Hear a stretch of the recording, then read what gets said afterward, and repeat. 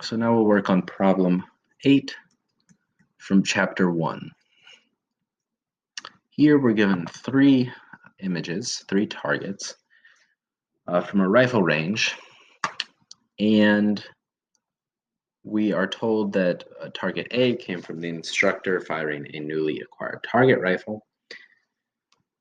B was the instructor firing his personal target rifle, and C was a student who has fired his target rifle only a few times.